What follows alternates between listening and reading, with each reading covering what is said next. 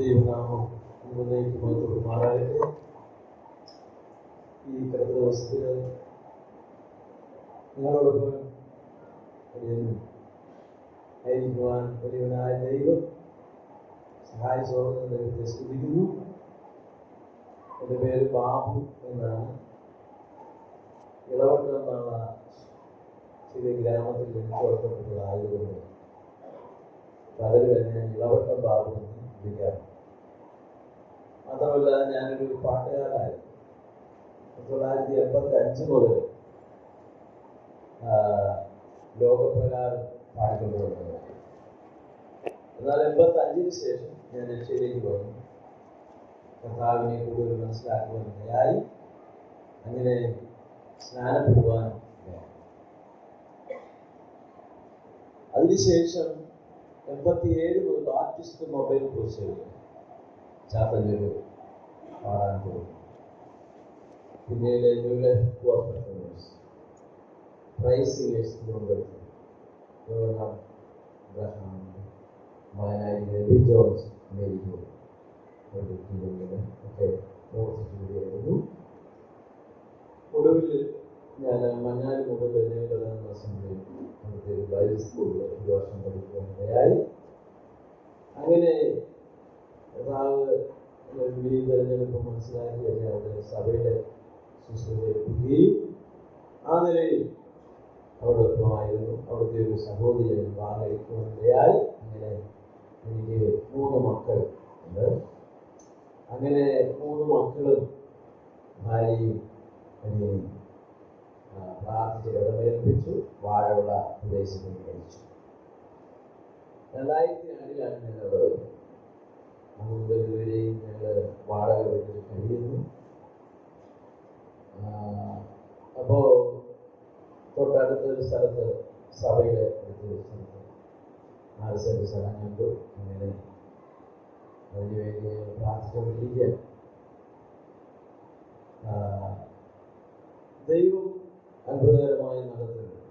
കോവിഡിന് ശേഷം ഈ പ്രോഗ്രാം അധികം പലരും നടത്താനില്ല.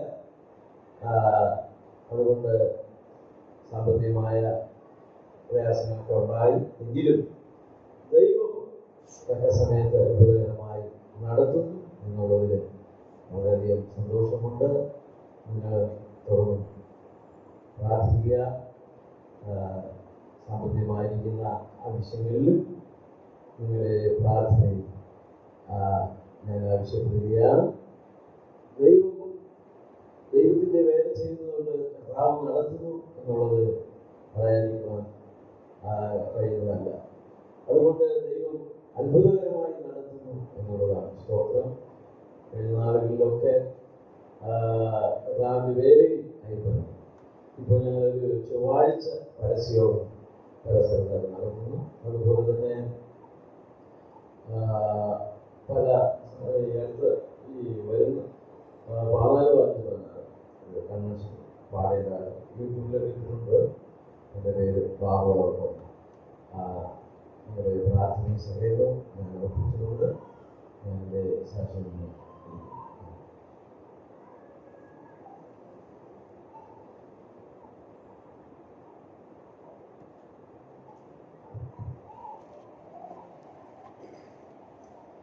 ദൈവനാമത്തിനുണ്ടാകട്ടെ. ഇന്ന് നിങ്ങളോട് കൂടെ ദൈവത്തെ ആരാധിപ്പാൻ എനിക്കും ലഭിച്ച സാവകാശത്തെ ഓർത്ത് ഞാൻ ദൈവത്തെ സ്തുതിക്കുന്നു, അവതപ്പെടുത്തുന്നു. ഇന്ന് ഉച്ച കഴിഞ്ഞ് നടക്കുന്ന സൺഡേ സ്കൂൾ ആനിവേഴ്സറിയോടനുബന്ധിച്ച് കഴിവിനെയും നിങ്ങൾ ഓർക്കുകയും ക്ഷണിക്കുകയും ചെയ്തതിൽ സഭയോടുള്ള നന്ദി ഞാൻ ഈ സമയത്ത് അറിയിക്കാം. ഈ അസംബ്ലിയിൽ ഞാൻ ആദ്യമായിട്ടല്ല കടന്നു വരുന്നത്. ഇതിനു മുമ്പ് വിവിധ പ്രവർത്തനങ്ങളോടനുബന്ധിച്ച് കടന്നു വരുവാനോടനുബന്ധിച്ച് ദൈവത്തെ ആരാധിപ്പാൻ എനിക്ക് സാവകാശം ലഭിച്ചിട്ടുണ്ട്. മാത്രവുമല്ല, ഞങ്ങളുടെ കുടുംബ പ്രാർത്ഥനയിൽ ഓർക്കുന്ന ഒരു സഭയും കൂടിയാണ്. എൻ്റെ പിതാവിൻ്റെ വേലയ്ക്ക് വേണ്ടി വയനാട്ടിൽ കടന്നു വന്നു. താൻ പ്രവർത്തനം ആരംഭിച്ച നാൾ മുതൽ ഈ സ്ഥലം സഭയുടെ പിന്തുണയും പ്രാർത്ഥനയും തനിക്കുണ്ടായിരുന്നു. അത് ഇന്നും തുടരുന്നു. നിങ്ങളുടെ പ്രാർത്ഥനയ്ക്കായിട്ട് തന്നോട് കാണിച്ച സ്നേഹത്തിനായിട്ട് ഞാൻ ദൈവനാമത്തിൽ നന്ദി അറിയിക്കുന്നു. നിങ്ങളെ പ്രാർത്ഥന ഓർപ്പാൻ ആ നിലയിൽ വിധിയായിരിക്കും. നമുക്കെല്ലാം അറിയുന്നത് പോലെ കർത്താവിന് വേണ്ടി നാം ഓരോ ദിവസവും പ്രയോജനപ്പെടണം.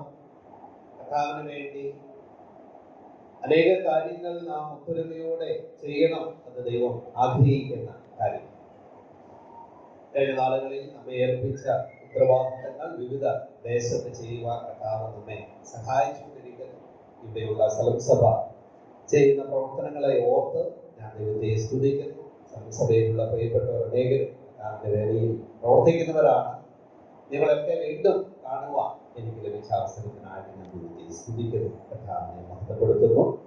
ഞാൻ കുടുംബമായി സഭയോട് ഒന്നിച്ച് കർത്താവിന്റെ വേലയിലായിരിക്കുന്നു. അതുപോലെ നമ്മുടെ സഭകളില്ലാത്ത ഒരു ദേശമാണ് വടുവഞ്ച എന്ന് പറയുന്നത്. നിങ്ങൾക്കെല്ലാം അറിയാം, നേപ്പാളിൽ ഒരു ലാൻഡ് സ്ലൈഡ് ഒക്കെ നടന്ന ഒരു സ്ഥലമാണ്, അതിനോട് ചേർന്നുള്ള സ്ഥലമാണ്. അവിടെ തിങ്കൾ മുതൽ വെള്ളി വരെ താമസിച്ച് ആ പ്രദേശത്ത് പ്രവർത്തിച്ചുകൊണ്ടിരിക്കുന്നു. ഈ നാളുകളിൽ ലാൻഡ് സ്ലൈഡ് ഉണ്ടായ കുടുംബങ്ങളെ, 128 കുടുംബങ്ങളെ അവിടെയുള്ള ദേവദാസന്മാരോട് ഒന്നിച്ച് കടന്നുപോയി കാണുവാനും അവർക്ക് പ്രാർത്ഥന പിൻബലം നൽകുവാനും വിവിധ നിലകളിൽ അവരെ സഹായിക്കാൻ ഞങ്ങളെ ബലപ്പെടുത്തി. ആ പ്രവർത്തനങ്ങളിലൂടെ ചില കുടുംബങ്ങൾ സഭയിൽ കടന്നു വരുവാൻ ഇടയായി തീർന്നു. കൽപ്പറ്റ സന്ധ്യയിൽ 4 കുടുംബങ്ങൾ കടന്നു വരുവാൻ ഇടയായി തീർന്നു. എല്ലാ ആഴ്ചയിലും സഹോദരന്മാർ ഒന്നിച്ച് കടന്നുപോയി അവർക്ക് വേണ്ട ദൈവവചനം പങ്കുവെക്കുവാൻ സഹായിച്ചുകൊണ്ടിരിക്കുന്നു. പ്രത്യേകിച്ച് നിങ്ങളുടെ വിലയേറിയ പ്രാർത്ഥന അതിന് പിന്നിൽ ആവശ്യമാണ്. കാരണം ഈ പ്രപഞ്ചത്തിൽ നടക്കുന്ന ഓരോ കാര്യങ്ങൾക്കും ദൈവത്തിന് ഒരു ഉദ്ദേശമുണ്ട്. ആ പ്രദേശങ്ങളിൽ ആരും വിശ്വാസികളായ ആരും തന്നെ ഇല്ലാത്ത ഒരു സ്ഥലം. എന്നാൽ ഈ ഒരു അനർത്ഥത്തിന് ശേഷം അനേകർക്ക് ദൈവവചനം കേൾപ്പാനായിട്ട് ഇടയായി തീർന്നു. ഞങ്ങൾ തന്നെ 2 മീറ്റിങ്ങുകൾ ക്രമീകരിച്ചു. അതിൽ അവരെ കുടുംബമായി ഞങ്ങൾ ക്ഷണിച്ചു. കഴിഞ്ഞ മീറ്റിങ്ങിൽ ഏതാണ്ട് 400ഓളം പേര് കടന്നു വന്നു ദൈവവചനം കേൾപ്പാൻ ഇടയായി തീർന്നു. ദൈവത്തിന് എല്ലാത്തിനെയും പിന്നിൽ ഉദ്ദേശിച്ചത്, ഏത് കാര്യത്തിൻ്റെ പിന്നിൽ ദൈവത്തിന് ചില പർപ്പസ് ഉണ്ട്. പ്രത്യേകിച്ച് ആ ദേശത്തെയും അവിടെയുള്ള ആളുകളെയും പ്രാർത്ഥനയും ഓർക്കണം എന്ന വിനീതമായിട്ട് ഞാൻ ഓർമ്മിക്കുക. വളരെ ചുരുങ്ങിയ സമയമാണ് നമ്മുടെ മുമ്പിലുള്ളത്. ദൈവജനത്തിൽ നിന്നും, പ്രത്യേകിച്ച് എഫെസ്യ ലേഖനത്തിൽ നിന്നും ചില ചിന്തകൾ നിങ്ങളുമായിട്ട് പങ്കുവെക്കുവാൻ ഞാൻ ആഗ്രഹിക്കുകയാണ്. എൻ്റെ വിവാഹത്തിന് എൻ്റെ അധ്യാപകൻ കടന്നു വന്നു. അദ്ദേഹമാണ് ആശംസയുടെ വാക്കുകൾ പറഞ്ഞു വരുന്നത്. അദ്ദേഹം പറഞ്ഞു, നിങ്ങളുടെ വിവാഹ ജീവിതത്തിൽ എൽ എന്ന അക്ഷരം ഒരിക്കലും മറക്കരുത്. ആദാമിൽ നിന്ന് ഹവ്വയെ സൃഷ്ടിച്ചു, അതിന് ഒരു എല്ല് കാരണമായി തീർന്നു. അതുപോലെ നിങ്ങളുടെ ജീവിതത്തിൽ എൽ എന്ന അക്ഷരം മറക്കരുത്. എന്നിട്ട് 4 കാര്യങ്ങൾ അദ്ദേഹം എല്ലിൽ തുടങ്ങുന്ന കാര്യങ്ങൾ പറഞ്ഞു. ഒന്ന്, ലവ് ഈച്ച് അതർ, നിങ്ങൾ അന്യോന്യം സ്നേഹിക്കണം. 2, അദ്ദേഹം പറഞ്ഞു ലേൺ ഈച്ച് അതർ, നിങ്ങൾ തമ്മിൽ പഠിക്കണം. 3, അദ്ദേഹം പറഞ്ഞു ലീവ് ഈച്ച് അതർ, നിങ്ങൾ തമ്മിൽ എന്ത് ചെയ്യണം, ചാരണം. 4, അദ്ദേഹം പറഞ്ഞു ലിഫ്റ്റ് ഈച്ച് അതർ, നിങ്ങൾ തമ്മിൽ ഉയർത്തണം. അതായത് ജീവിതത്തിൽ അത് പാലിക്കുവാനായിട്ട് ഓരോ ദിവസവും ശ്രമിച്ചുകൊണ്ടിരിക്കുക. അതുപോലെ ഈ എഫെസ്യ ലേഖനം നാം പഠിക്കുമ്പോൾ എല്ലിൽ തുടങ്ങുന്ന 3 കാര്യങ്ങളെ നമുക്ക് കാണാൻ സാധിക്കും. നമ്മുടെ ക്രിസ്തീയ ജീവിതത്തിൽ നമ്മളെല്ലാവരും അനുവർത്തിക്കേണ്ട, പാലിക്കേണ്ട, ക്രിസ്തീയ ജീവിതത്തിൽ വിട്ടുമാറാതെ അത് പ്രായോഗിക ജീവിതത്തിൽ കാണിക്കേണ്ട 3 കാര്യങ്ങളെ നമുക്ക് കാണുവാനായിട്ട് സാധിക്കുന്നുണ്ട്. ഒന്നാമത്തത്, നിങ്ങളുടെ ജീവിതം live like God, ക്രിസ്തുവിനെ പോലെ, ദൈവത്തെ പോലെ ജീവിക്കുക. God commanded us to live like God. നമ്മുടെ ജീവിതം live like God. രണ്ടാമത്, love like God, ദൈവത്തെ പോലെ ജീവിക്കുക, ദൈവത്തെ പോലെ സ്നേഹിക്കുക. 3, live this world, ഈ ലോകത്തിൽ നിന്ന് വേർതിരിഞ്ഞ് നാം ജീവിക്കും. ഈ 3 ആശയങ്ങളാണ് ഇന്ന് നിങ്ങളുമായിട്ട് എഫെസ്യ ലേഖനം 5-ാം അധ്യായത്തിൽ നിന്ന് പങ്കുവെക്കുവാനായിട്ട് ആഗ്രഹിക്കുന്നത്. ഒന്ന്, live like God. 1-ാം വാക്യത്തിൽ തന്നെ നമുക്ക് കാണാൻ സാധിക്കുന്നത്, ആകയാൽ പ്രിയ മക്കൾ എന്ന പോലെ ദൈവത്തെ അനുകരിക്കുക. Live like God. ദൈവത്തെ പോലെ നാം വായിക്കുന്നത് ഇങ്ങനെയാണ്, ദൈവത്തെ അനുകരിക്കുക. ഒരു അനുകരണ സ്വഭാവം നമ്മുടെ എല്ലാം ജീവിതത്തിലുണ്ട്. എനിക്ക് 3 മക്കളാണുള്ളത്. ആ മക്കളെ നാം ഒബ്സർവ് ചെയ്താൽ മാതാപിതാക്കളെ അവർ പൂർണ്ണമായി അനുകരിക്കുന്നത് നമുക്ക് കാണുവാൻ സാധിക്കും. ചില സമയത്ത് കുഞ്ഞുങ്ങളുമായിട്ട് ഈ സുവിശേഷ വേലയ്ക്ക് ഞങ്ങൾ കടന്നു പോകും. ഓരോ ഭാഗങ്ങളിൽ ചെല്ലുമ്പോൾ അവർക്കറിയാം ഏറ്റവും ഒടുവിൽ പ്രാർത്ഥിച്ചാണ് നിർത്തുക. അപ്പൊ പെട്ടെന്ന് അതുവരെ അവർ അശ്രദ്ധമായിട്ടൊക്കെ ആയിരിക്കും ഇരിക്കുന്നത്. എന്നാൽ പെട്ടെന്ന് പ്രാർത്ഥനയ്ക്ക് പറയുമ്പോൾ വേഗം അവർ നമ്മുടെ അടുക്കൽ വരും. ആമേൻ അവർ പെട്ടെന്ന് പറയും. കാരണം എന്താണ്? അവര് അനുകരിക്കുക. ചില സമയത്ത് പറയാം അപ്പൊ ഇനി പ്രാർത്ഥിക്കരുത്. കാരണം അവർക്ക് പോകാനാവുമ്പോ അവര് വന്ന് പറയും, കുറച്ച് നേരം കൂടുതൽ സംസാരിച്ചിരിക്കുമ്പോൾ അവര് പറയും, അപ്പൊ നമുക്ക് എന്ത് ചെയ്യാം? പ്രാർത്ഥിക്കാം. കാരണം എന്താണ്? അനുകരണമാണ്. അതുപോലെ നമ്മുടെ പ്രാർത്ഥനയിൽ നമ്മൾ ഏത് രീതിയിലാണ് ഇരിക്കുന്നത് അതൊക്കെ അവർ അനുകരിക്കുന്നത് നമുക്ക് കാണുവാനായിട്ട് സാധിക്കും. ഇവിടെ കാണുന്നതാണ് ദൈവത്തെ അനുകരിക്കുകയും live like God. ദൈവത്തെ പോലെ നാം ഈ ഭൂമിയിൽ ജീവിക്കേണ്ടത് വളരെ ആവശ്യം. ദൈവത്തിൽ നിന്ന് നമുക്ക് കിട്ടുന്ന 3 പ്രധാനപ്പെട്ട കാരണങ്ങളെ ഈ 4-ാം അധ്യായത്തിലും 5-ാം അധ്യായത്തിലുമായിട്ട് നമുക്ക് കാണുവാനായിട്ട് സാധിക്കുന്നുണ്ട്. 4 പ്രധാനപ്പെട്ട കാര്യങ്ങളെ നമുക്ക് കാണുവാനായിട്ട് സാധിക്കണം. അപ്പോസ്തലനായ പൗലോസ് 4-ാം അധ്യായം അതിന്റെ 1 മുതൽ 14 വരെയുള്ള വാക്യങ്ങളിൽ ഒരു സ്വഭാവത്തെ, ദൈവത്തിൽ കാണുന്ന ഒരു സ്വഭാവത്തെ നമുക്ക് കാണാൻ സാധിക്കുന്നുണ്ട്. യൂണിറ്റി, ഐക്യത. 4-ന്റെ 1 മുതലുള്ള വാക്യങ്ങളിൽ നമുക്ക് കാണാൻ സാധിക്കുന്നത് വാക്കിംഗ് ഇൻ യൂണിറ്റി എന്ന ആശയമാണ്. നിങ്ങളുടെ ജീവിതം ഐക്യതയിലായിരിക്കണം. അപ്പൊ ദൈവത്തിൽ നിന്ന് നമുക്ക് പഠിക്കുവാനുള്ളത് എന്താണ്? നമുക്കറിയാം, ഉൽപ്പത്തി പുസ്തകം 1-ാം അധ്യായത്തിലേക്ക് കടന്നു വരുമ്പോൾ അവിടെ ദൈവാത്മാവ്, ത്രിയേക ദൈവം അവിടെ പങ്കുവെക്കുന്ന ഒരു ആശയമുണ്ട്. നാം നമ്മുടെ സ്വരൂപത്തിൽ എന്ത് ചെയ്യുക? മനുഷ്യനെ സൃഷ്ടിക്കുക. നാം നമ്മുടെ സ്വരൂപത്തിൽ. പിതാവ്, പുത്രൻ, പരിശുദ്ധാത്മാവ് ബന്ധത്തെ നാം പഠിക്കുമ്പോൾ ഒരു ഐക്യതയുടെ ചിത്രത്തെ നമുക്ക് അവിടെ കാണുവാനായിട്ട് സാധിക്കണം. നാം നമ്മുടെ സ്വരൂപത്തിൽ. പിതാവ് പുത്രനെ ഉയർത്തുന്നു, പുത്രൻ പരിശുദ്ധാത്മാവിനെ ഉയർത്തുന്നു. ആ ത്രിയേക ദൈവത്തിന്റെ സ്വഭാവത്തിൽ ഐക്യതയെ നമുക്ക് കാണുവാനായിട്ട് സാധിക്കുന്നു. നമ്മുടെ ക്രിസ്തീയ ജീവിതത്തിലും ദൈവം ആഗ്രഹിക്കുന്നത് നാം ഐക്യതയോടെ ഈ ഭൂമിയിൽ ജീവിക്കണം എന്നുള്ളതാണ്. ദൈവമക്കൾ ദൈവത്തെ അനുകരിക്കണം. ഐക്യതയിൽ ത്രിയേക ദൈവത്തെ അനുകരിക്കുന്ന സ്വഭാവം നമ്മുടെ ജീവിതത്തിൽ ദൈവം ആഗ്രഹിക്കുന്നതാണ്. അപ്പോസ്തലനായ പൗലോസ് ഫിലിപ്പർക്ക് എഴുതുമ്പോൾ അവിടെയും ഐക്യതയെ കുറിച്ച് നമുക്ക് കാണുവാൻ സാധിക്കുന്നുണ്ട്. ഫിലിപ്പി ലേഖനം 2-ാം അധ്യായത്തിലേക്ക് കടന്നു വരാം. ഫിലിപ്പി ലേഖനം 2-ാം അധ്യായം. അവിടെ അപ്പോസ്തലനായ പൗലോസ് പറയുകയാണ്, ആത്മാവിന്റെ വല്ല കൂട്ടായ്മ ഉണ്ടെങ്കിൽ, വല്ല ആർദ്രതയും മനസ്സിലും ഉണ്ടെങ്കിൽ, 2-ാം വാക്യം, നിങ്ങൾ ഏക മനസ്സുള്ളവരായി ഏക സ്നേഹം കൊണ്ട് ഐക്യമത്യപ്പെട്ട് ഏകഭാവമുള്ളവരായി ഇങ്ങനെ എന്റെ സന്തോഷം പൂർണ്ണമാക്കുകയും. അപ്പൊ ക്രിസ്തീയ ജീവിതത്തിൽ ദൈവത്തെ അനുകരിക്കുന്ന ഒരു വ്യക്തി ആ ത്രിയേക ദൈവത്തിൽ നിന്നും നമുക്ക് ലഭിക്കുന്ന പാഠം യൂണിറ്റിയാണ്, ഐക്യതയാണ്.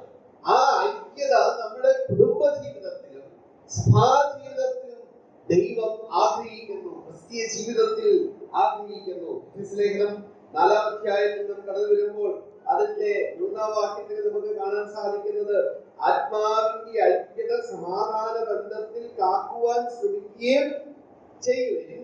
എന്നിട്ട് ആ എക്സോർട്ടേഷൻ നൽകിയിട്ട് 7 എലമെന്റ്സ് പറയാണ്. യൂണിറ്റിയുടെ, ഐക്യതയുടെ 7 കാര്യങ്ങൾ അവിടെ പറയുന്നു. നിങ്ങളെ വിളിച്ചപ്പോൾ ഏക പ്രത്യാശയ്ക്കായി നിങ്ങളെ വിളിച്ചതുപോലെ ശരീരം ഒന്ന്, ആത്മാവ് ഒന്ന്, കർത്താവ് ഒരുവൻ, വിശ്വാസം ഒന്ന്, സ്നാനം ഒന്ന്, എല്ലാവർക്കും നീതിയുള്ളവനും എല്ലാവർക്കും കൂടി വ്യാപരിക്കുന്നവനും എല്ലാവരിലും ഇരിക്കുന്നവനായ എല്ലാവർക്കും ദൈവവും പിതാവുമായ ഒരുവൻ.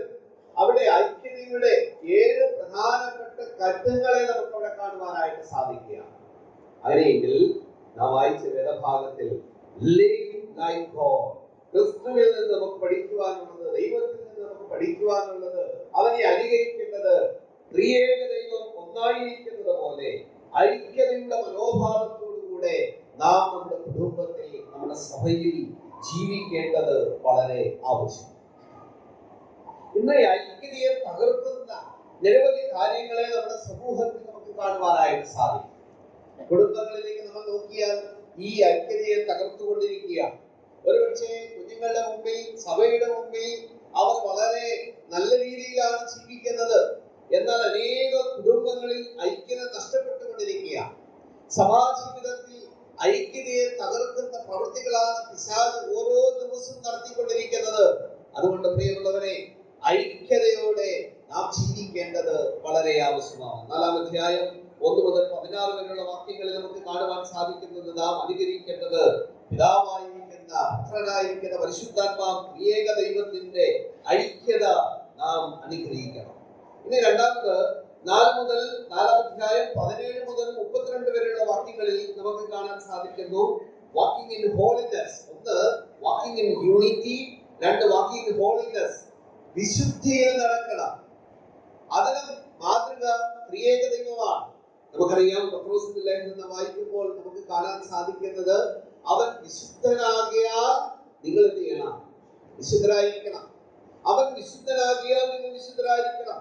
എഫെസ്യ ലേഖനത്തിലേക്ക് കടന്നു വരുമ്പോൾ അതിന്റെ 3-ാം വാക്യം, 3-4 വേദഭാഗങ്ങൾ വായിക്കുമ്പോൾ, നാം തന്റെ സന്നിധിയിൽ വിശുദ്ധരും നിഷ്കളങ്കരുമാകേണ്ടതിന് അവൻ നമ്മെ എന്ത് ചെയ്യുന്നു? തെരഞ്ഞെടുത്തു. നമ്മെ തെരഞ്ഞെടുത്തിരിക്കുന്നത് പിതാവായിരിക്കുന്ന ദൈവം, പുത്രനാം ദൈവം, പരിശുദ്ധാത്മാവാം ദൈവം അവൻ വിശുദ്ധനായിരിക്കുന്നത് പോലെ നാമും വിശുദ്ധരും നിഷ്കളങ്കരുമായി തീരണം.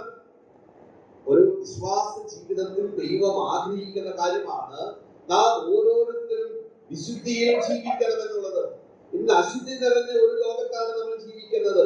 അശുദ്ധി ഓരോ കുടുംബങ്ങളെയും, ഓരോ സഭകളെയും, വ്യക്തി ജീവിതങ്ങളെയും അനുദിനം പിടിച്ചുകൊണ്ടിരിക്കുന്ന കാലത്താണ് നമ്മൾ നിൽക്കുന്നത്.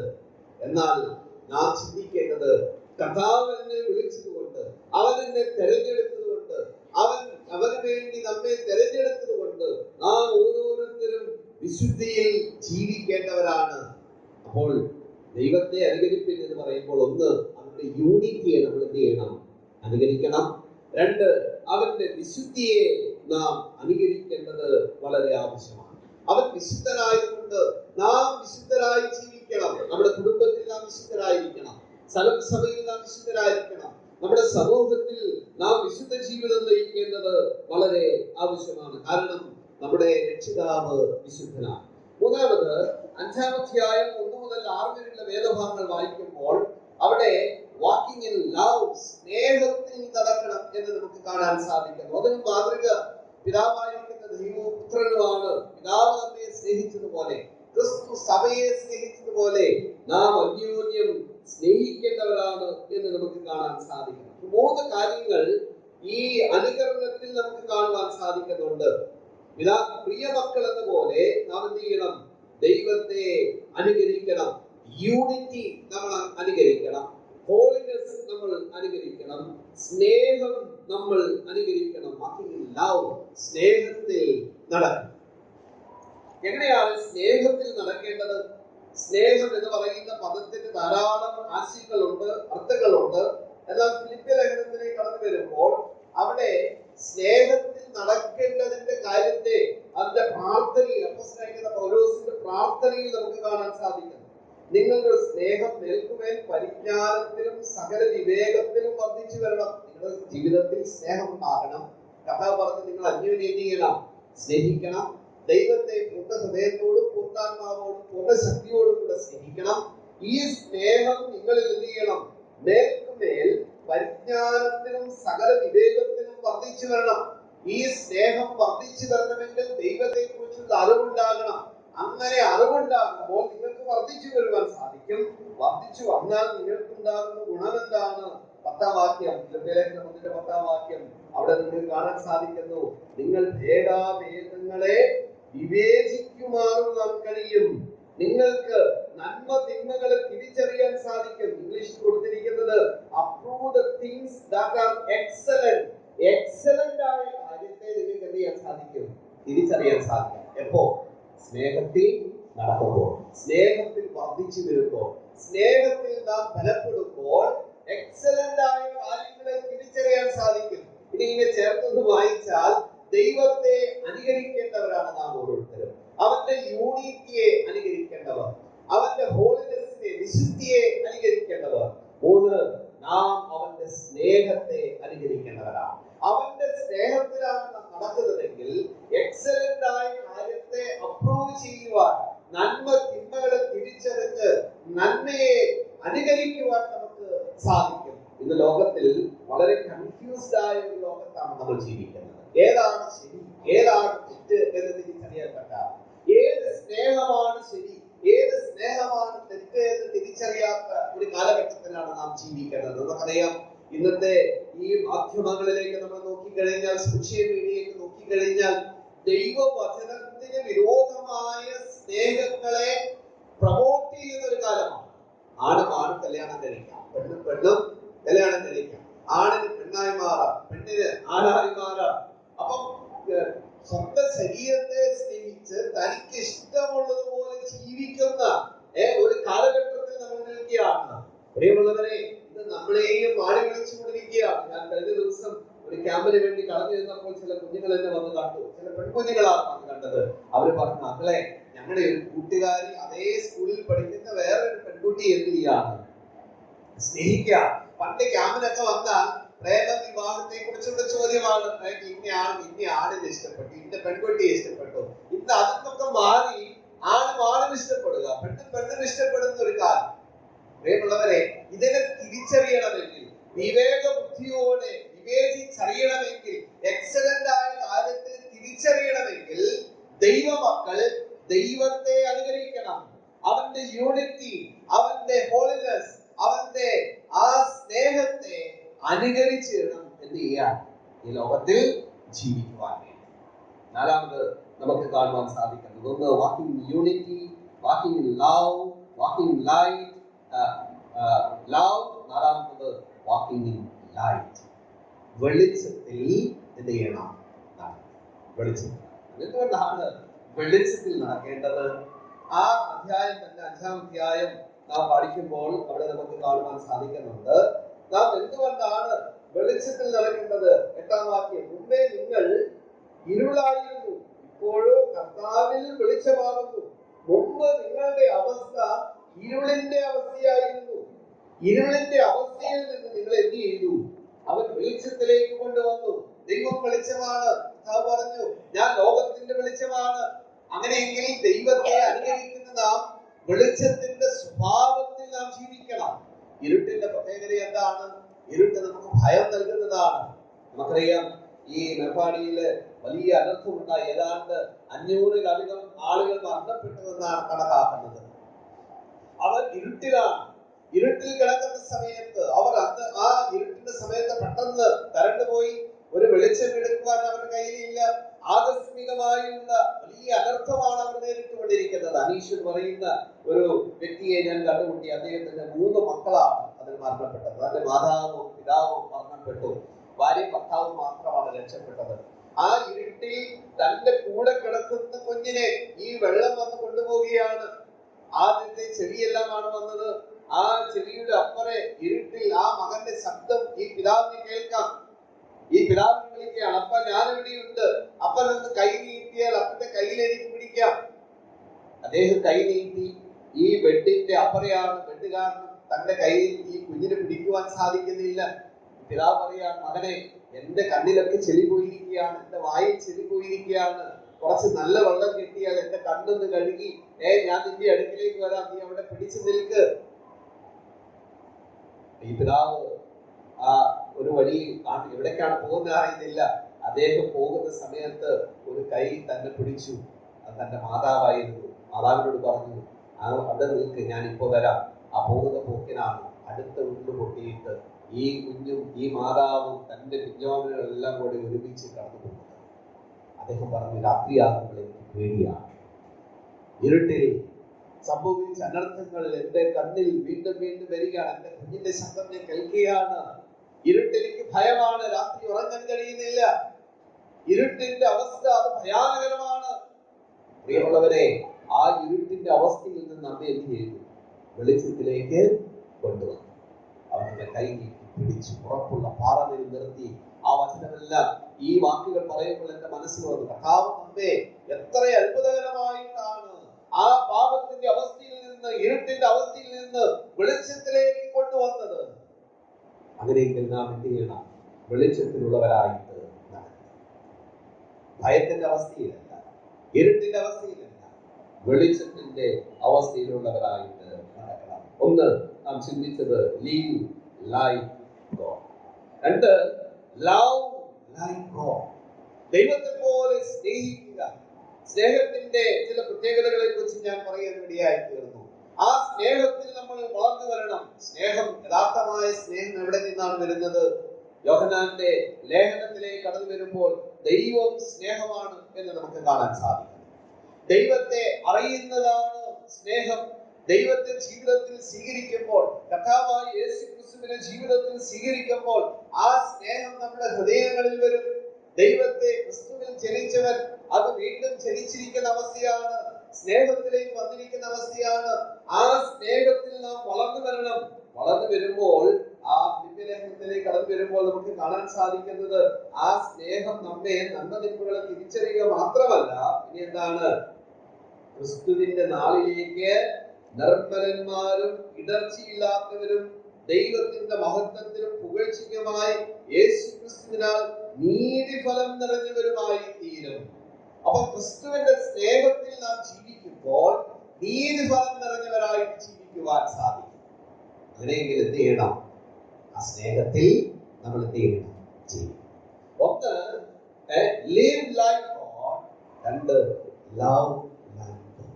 ദൈവം നമ്മെ സ്നേഹിച്ചു. ദൈവം നമ്മെ സ്നേഹിച്ചത് എങ്ങനെയാണ്? തിരുവചനത്തിൽ എല്ലാ വാക്യങ്ങളും ഞാൻ എടുക്കുന്നില്ല, എന്റെ സമയം തീരാൻ വേണ്ടി പോവുകയാണ്. ദൈവ സ്നേഹത്തിന്റെ ചില പ്രത്യേകതകൾ നമുക്ക് കാണാൻ സാധിക്കുന്നു. ഒന്ന്, ദൈവ സ്നേഹം നിബന്ധനയില്ലാത്ത സ്നേഹമാണ്. Unconditional love. ഇന്ന് ലോകത്തിലെല്ലാം കണ്ടീഷൻ ലവ് അല്ലേ? ഭാര്യ ഭർത്താക്കന്മാരാണെങ്കിലും, മാതാപിതാക്കൾ കുഞ്ഞുങ്ങളോടുള്ള ബന്ധത്തിലൊക്കെ ആണെങ്കിലും കണ്ടീഷണൽ ലവ് ആണ്. പക്ഷെ ദൈവത്തിന്റെ സ്നേഹം അൺകണ്ടീഷണൽ ലവ്, നിബന്ധനയില്ലാത്ത സ്നേഹം. ദൈവത്തിന്റെ സ്നേഹം അത് നീതീകരിക്കുന്ന സ്നേഹമാണ്. പാപത്തിൽ കിടന്ന് നമ്മെ അവന്റെ നീതിയാൽ രക്ഷയിലേക്ക് കടന്നു വരുവാൻ നമുക്കിടയായിരിക്കും. അവൻ നീതീകരിക്കുന്ന സ്നേഹമാണ്. ദൈവത്തിന്റെ സ്നേഹം ക്ഷമിക്കുന്ന സ്നേഹമാണ്. ഈ വേദഭാഗങ്ങളിലൊക്കെ, ഈ ലേഖനങ്ങൾ നാം എടുത്ത് വായിക്കുമ്പോൾ അവിടെയൊക്കെ നമുക്ക് കാണാൻ സാധിക്കുന്നു, ക്രിസ്തു ക്ഷമിച്ചതുപോലെ നിങ്ങൾ എന്ത് ചെയ്യണം? ക്ഷമിക്കണം. ക്ഷമിക്കുന്ന സ്നേഹമാണ്. പ്രിയമുള്ളവരെ, ദൈവമക്കൾ എത്രത്തോളം സ്നേഹത്തിലാണ് നാം ജീവിക്കേണ്ടത്? ക്ഷമിക്കുന്ന സ്നേഹം, സഹിക്കുന്ന സ്നേഹം, പൊറുക്കുന്ന സ്നേഹം. നമുക്ക് കാണാൻ സാധിക്കുന്നു. സ്നേഹത്തിന്റെ വിവിധ തലങ്ങളെ നമുക്ക് കാണാൻ സാധിക്കുന്നു. ഈ സ്നേഹത്തിന്റെ ഈ തലങ്ങൾ നമ്മുടെ കുടുംബത്തിൽ കൊണ്ടുവന്ന് നാം സ്നേഹത്തിൽ ജീവിക്കുന്നതാണ് ദൈവം നമ്മെ കുറിച്ച് ആഗ്രഹിക്കുന്നത്. ക്രിസ്തു വിശ്വാസികളോട് പറയാം, നിങ്ങൾ ദൈവത്തെ പോലെ ജീവിക്കണം, ദൈവത്തെ അനുകരിച്ച് ജീവിക്കണം. ദൈവം സ്നേഹിച്ചതുപോലെ നിങ്ങൾ തമ്മിൽ സ്നേഹിച്ച് ജീവിക്കണം. മൂന്നാമത് അവിടെ നമുക്ക് കാണാൻ സാധിക്കുന്നു, ലീവ് ദിസ് വേൾഡ്. ലോകത്തെ വിട്ട് നാം എന്ത് ചെയ്യണം? ജീവിക്കണം. എന്താ ലോകത്തിന്റെ പ്രത്യേകത? എന്താണ്? 5-ാം അധ്യായത്തിലേക്ക് കടന്നു വരുമ്പോൾ അവിടെ ലോകത്തിന്റെ പ്രത്യേകത 4 മുതലുള്ള വേദഭാഗങ്ങൾ നമുക്ക് കാണുവാൻ സാധിക്കുന്നുണ്ട്. 3 മുതലുള്ള വാക്യങ്ങൾ, പുറന്നടപ്പും യാതൊരു അശുദ്ധിയും അത്യാഗ്രഹവും നിങ്ങളുടെ ഇടയിൽ പേര് പറഞ്ഞു പോലും അരുത്. അങ്ങനെയാകുന്നു വിശുദ്ധന്മാർ ഉചിതം. ചീത്തത്തരം, പൊട്ടച്ചൽ, കളിവാക്ക്, ഇങ്ങനെ ചേർച്ചയല്ലാത്ത ഒന്നും അരുത്. സ്തോത്രമത്രേ വേണ്ടത്. എന്തൊക്കെയാണ് വേണ്ടത്? എന്തൊക്കെ പാടില്ല? ലോകത്തിന്റെ മോഹങ്ങളെ വിട്ടൊഴിഞ്ഞുകൊണ്ട് നാം ജീവിക്കേണ്ടത് ആവശ്യമാണ്. ലോകമോഹങ്ങൾ ഇന്ന് നമ്മൾ എന്ത് ചെയ്തുകൊണ്ടിരിക്കുകയാണ്? മാടി വിളിച്ചുകൊണ്ടിരിക്കുകയാണ്. ന്യൂ ജനറേഷൻ ചർച്ചസിലേക്കൊക്കെ പോയി കഴിഞ്ഞാൽ, ഈ അടുത്ത ദിവസം ഒരു വ്യക്തി, ഒരു സഹോദരി സാക്ഷി പറയുന്നത് ഞാൻ കേൾക്കാനിടയായി. ഒരു സാധാരണ സഭയിൽ നിന്നാണ് ആ വ്യക്തി ഒരു ന്യൂ ജനറേഷൻ സഭയിലേക്ക് പോയത്. അപ്പോൾ ഒരു സാധാരണ സഭയിൽ സാധാരണപ്പെട്ട വിഷയങ്ങളാണ് പ്രാർത്ഥനാ വിഷയങ്ങൾ. എന്നാൽ ന്യൂ ജനറേഷൻ സഭയിലേക്ക് പോയപ്പോൾ എന്ത് സംഭവിച്ചു? അവിടുത്തെ ആവശ്യങ്ങൾ മാരുതിക്ക് പ്രാർത്ഥിച്ചവൻ അവിടെ പ്രാർത്ഥിക്കുന്നത് എന്തിനായിരിക്കും? BMW-നായിരിക്കും. ഒരു സാധാരണ വീടിന് വേണ്ടി ആഗ്രഹിച്ചവൻ ന്യൂ ജനറേഷൻ ചർച്ചിൽ പോകുമ്പോൾ പ്രാർത്ഥിക്കുന്നത് ഫ്ലാറ്റിന് വേണ്ടിയാ. അപ്പൊ അവിടെ എന്ത് ചെയ്തു? അപ്ഡേഷൻ വന്നിരിക്കുക. അപ്പൊ ശരിക്കും ആ സൗകര്യം പറയാണ്, ഞാൻ കൂടുതൽ എന്ത് ചെയ്തു? ലോകമോഹത്തിലേക്ക് പോകുവാനിടയായി. അല്ലാതെ ആത്മീയമായ വളർച്ച എനിക്കുണ്ടായില്ല. ലോകമോഹത്തിൽ എന്നെയും മാടി വിളിക്കുവാനിടയായി തീർന്നു. തീത്തോസിന്റെ ലേഖനത്തിലേക്ക് കടന്നു വരുമ്പോൾ അവിടെ അപ്പോസ്തലനായിരിക്കുന്ന പൗലോസ് നൽകുന്ന ഒരു സന്ദേശത്തെ നമുക്ക് കാണാൻ സാധിക്കുന്നുണ്ട്. 2-ാം അധ്യായം, തീത്തോസിന്റെ ലേഖനം 2-ാം അധ്യായം, അവിടെ നാം ഇങ്ങനെയാണ് വായിക്കുന്നത്. വായിക്കുന്നതാണ് ഭക്തികേടും പ്രപഞ്ചമോഹം എന്ത് ചെയ്യണം? വർജിക്കണം. പ്രപഞ്ചത്തോടുള്ള മോഹം വർജിക്കണം. റോമാലേഖനം 12-ാം അധ്യായം അതിന്റെ 1-ാം വാക്യത്തിലേക്ക് കടന്നു വരുമ്പോൾ അവിടെയും നമുക്ക് 1-2 വേദഭാഗങ്ങൾ കടന്നു വരുമ്പോൾ അവിടെയും ഇതേ ആശയത്തെ നമുക്ക് കാണാൻ സാധിക്കുന്നുണ്ട്. ഈ ലോകത്തിന് അനുരൂപരാകരുത്, പ്രപഞ്ചമോഹത്തെ വർജിക്കണം. ഈ ലോകത്തിന് അനുരൂപരാകരുത്. പ്രിയമുള്ളവരെ, ആ വിശുദ്ധിയും ഐക്യതയും സ്നേഹവും അതുപോലെ തന്നെ വെളിച്ചത്തിന്റെ പ്രവൃത്തിയും ഇന്ന് സഭകളിൽ നിന്ന് അന്യമായിക്കൊണ്ടിരിക്കുകയാണ്. എഫേസ്യ ലേഖനം എഴുതുമ്പോൾ അവിടെയുള്ള വിശ്വാസികളോട് പറയാണ്, നിങ്ങളെ തെരഞ്ഞെടുത്തിരിക്കുന്നു, നിങ്ങൾ നിഷ്കളങ്കരും വിശുദ്ധരുമാകുവാൻ വേണ്ടിയാണ് ലോകസ്ഥാപനത്തിന് മുമ്പ് നിങ്ങളെ തെരഞ്ഞെടുത്തിരിക്കുന്നത്. അതുകൊണ്ട് നിങ്ങൾ ദൈവത്തെ അനുകരിക്കുന്നവരായി തീരണം. Live like God, love like God. 2, ലോകത്തെ വിട്ട് ലീവ്, ലോകത്തെ പ്രപഞ്ചമോഹത്തെ വിട്ട്, ലോകമോഹങ്ങളെ വിട്ട്, ലോകത്തെ അനുകരിക്കാതെ ദൈവത്തെ അനുകരിച്ച് നിങ്ങൾ എന്ത് ചെയ്യണം? പ്രഭാതത്തിൽ ഈ വചനചിന്ത നമ്മുടെ ഹൃദയങ്ങളോട് ഇടപെടട്ടെ. നമ്മുടെ കണ്ണുകളെ ദൈവസന്നിധിയിൽ അടയ്ക്കാം. പ്രിയമുള്ളവരെ, കർത്താവായ യേശുക്രിസ്തുവിനാൽ നമ്മെ അവൻ വീണ്ടെടുത്തു, അവൻ നമ്മെ തെരഞ്ഞെടുത്തു. നാം ഈ ലോകത്തിൽ എപ്രകാരത്തിലാണ് നാം ജീവിക്കേണ്ടത്? ലീവ് ലൈക്ക് ഗോഡ്, ദൈവത്തെ അനുകരിച്ച് ആ യൂണിറ്റിയിൽ, സ്നേഹത്തിൽ, ഹോളിനെസ്സിൽ, വെളിച്ചത്തിൽ നാം നടക്കുവാൻ ദൈവം നമ്മെ കുറിച്ച് ആഗ്രഹിക്കുകയാണ്. 2, ലവ് ലൈക്ക് ഗോഡ്, ദൈവം സ്നേഹിച്ചതുപോലെ ക്ഷമിക്കുന്ന സ്നേഹം, സഹിക്കുന്ന സ്നേഹം, പൊറുക്കുന്ന സ്നേഹം, നിബന്ധനയില്ലാത്ത സ്നേഹം നമ്മുടെ കുടുംബത്തിൽ, നമ്മുടെ സഭയിൽ നമുക്ക് കാണിക്കാം. 3, ലോകത്തെ വെറുത്ത് പ്രപഞ്ചത്തെ, പ്രപഞ്ചമോഹത്തെ വർജിച്ച് ഈ ലോകത്തിന് അനുരൂപപ്പെടാതെ ദൈവം ആഗ്രഹിക്കുന്നത് പോലെ സ്തോത്രയാഗങ്ങൾ അർപ്പിച്ച് അവന്റെ വരവിന് വേണ്ടി കാത്തിരുന്ന വചനത്തിനനുസരിച്ചുള്ള ഒരു ജീവിതം ദൈവം നമ്മിൽ നിന്ന് ആഗ്രഹിക്കുന്നു. ഈ പ്രഭാതത്തിൽ ഈ ചിന്ത നമുക്ക് പ്രചോദനമായി തീരട്ടെ. നമ്മുടെ ക്രിസ്തീയ ജീവിതത്തിലെ പാളിച്ചകളെ ദൈവം ആഗ്രഹിക്കുന്നത് പോലെ ഒരു ക്രിസ്തീയ ജീവിതം നയിക്കുവാൻ ഈ ചിന്ത നമുക്ക് സഹായകമായി തീരട്ടെ. ദൈവം